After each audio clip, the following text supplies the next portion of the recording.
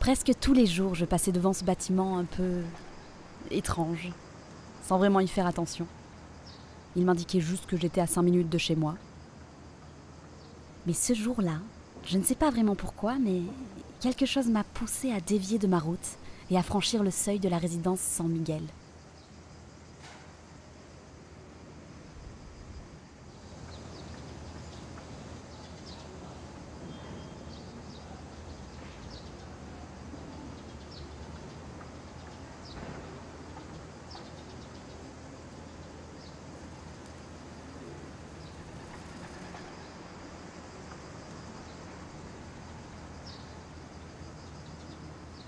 Ce qui m'a tout de suite frappée, c'est la profusion de matière.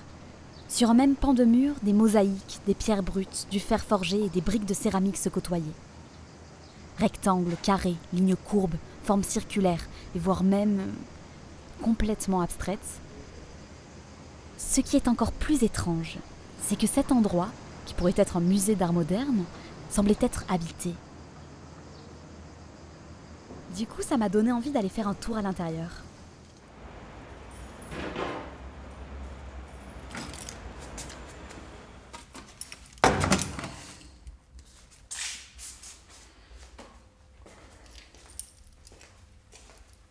Pendant la construction du tram, je passais en voiture et chaque fois que je passe, j'admirais cet immeuble. Et là, il y avait des embouteillages et je regardais ce balcon et je me disais, j'adorerais vivre là. Et j'ai tellement regardé le balcon que j'ai carambolé la voiture de devant. Et le monsieur, en sortant, m'a dit « Mais à quoi vous pensiez ?» Alors j'ai dit « Je rêve de cet appartement. » Il m'a dit « Bon, ben, quand vous rêvez, prenez quand même le bus parce que... » Voilà. Ben, je voyais cette accumulation de pierres, de poutres, de tuiles, d'échafaudages, tout ça pêle-mêle. Ben, je trouvais ça laid. Et on a vu cette construction qui était très insolite au début, parce que c'était tout à fait dans le style espagnol, enfin même de Barcelone, vous voyez, et c'était pas habituel ça. C'était un peu insolite. Et les années passant, on s'est rendu compte que ça s'intégrait bien dans le paysage, ça ne heurtait pas les remparts, et ça en tout cas pour l'aspect, ça ne vieillissait pas mal.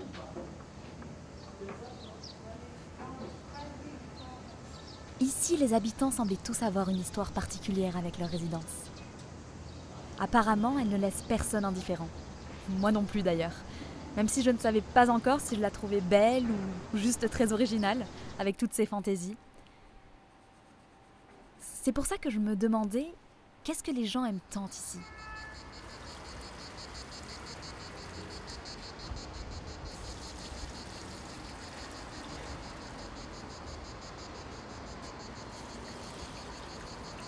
Une information judiciaire qui est ouverte. La vigilance orange canicule élargie, 13 départs.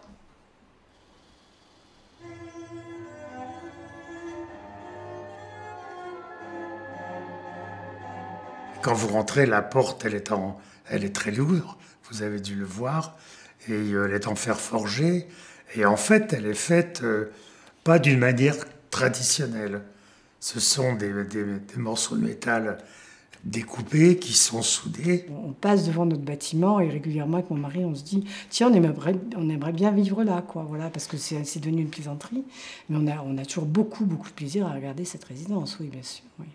Tout est fait à la main. Là, je vois, j'ai une petite rosace, c'est fait au pouce. C'était vraiment pas banal, quoi. Tout est calculé, vous voyez, même la terrasse, le sol, ben, il y a de la brique, il y a de la terre, c'est magnifique, quoi. On est bien.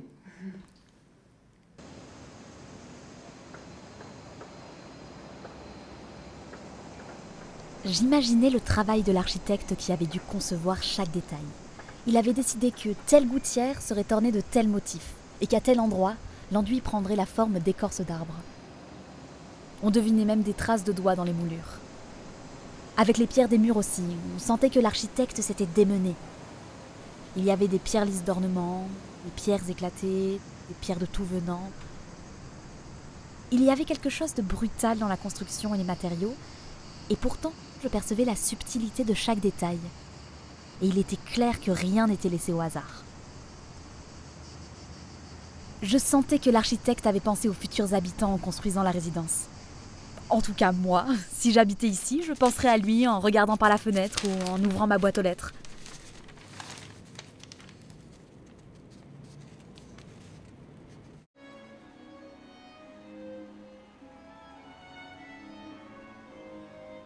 Il y a une grande décoration en ciment où il n'y a pas une tache de couleur. C'est le ciment tel quel. Et bien Bourgoin, avec les artistes bien sûr, sous sa direction, on fait que le ciment, on peut lui donner une âme, on peut lui donner une beauté. Il y a une grande fresque en couleur, le ciment coloré. C'est une grande tapisserie qui est là. Quand j'arrive tous les jours, suivant l'éclairage, la tapisserie change de couleur, bien sûr, les ombres se prolongent, la lumière éclaire, va creuser dans les aspérités pour y trouver des petites ombres qui vont donner une vie à cela. Ça, c'est Bourgoin. Enfin, c'est un homme qui a dû avoir envie d'apporter un confort et tout est réfléchi quand vous allez à la cuisine. On vous évite le moindre effort et le moindre calcul. Tout est étudié, coordonné et harmonieux. Le crépi aussi qui est façonné par les ouvriers. Et chacun y a mis sa plate, donc je trouve que c'est ça qui est intéressant. Et puis, c'est la démarche de cet architecte qui a acheté un terrain et qui voulait ne plus avoir de contraintes imposées soit par imposées par les promoteurs, je suppose. Et il avait acheté ce terrain avec sa femme et il a construit cet immeuble à son goût.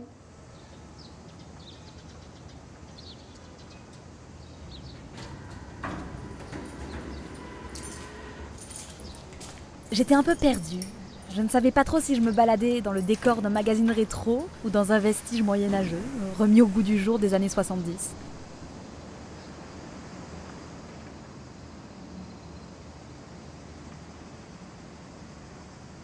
Bon, moi j'avais 20 ans en 70, donc je suis au top. Quand je vois la montée d'escalier qui semble un peu archaïque avec la toile de jute imprimée, c'était en 70 une nouveauté sensationnelle. On avait tous envie d'avoir de la toile de jute, on en a tous eu. Voilà, moi je retrouve ma jeunesse là. Voilà. Devant moi, où il y a la vie, j'aime parce que j'ai l'histoire. Je vois les remparts devant moi. Donc quand je regarde le XIVe siècle, j'ai toute la royauté qui défile dans ma tête. Et voilà, c'est un immeuble qui a plusieurs dizaines d'années. Et rien n'a bougé. Rien n'a bougé, rien s'est abîmé. Quand vous voyez cette petite fresque en face, pour moi, c'est un petit bonheur de tous les jours, de pouvoir la regarder. Elle est pour moi, en fait.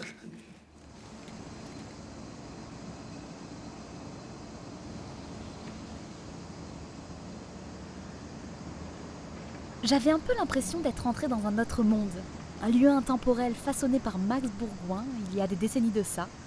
Je réalisais surtout que j'étais passée devant presque chaque jour, sans vraiment le voir, et pourtant...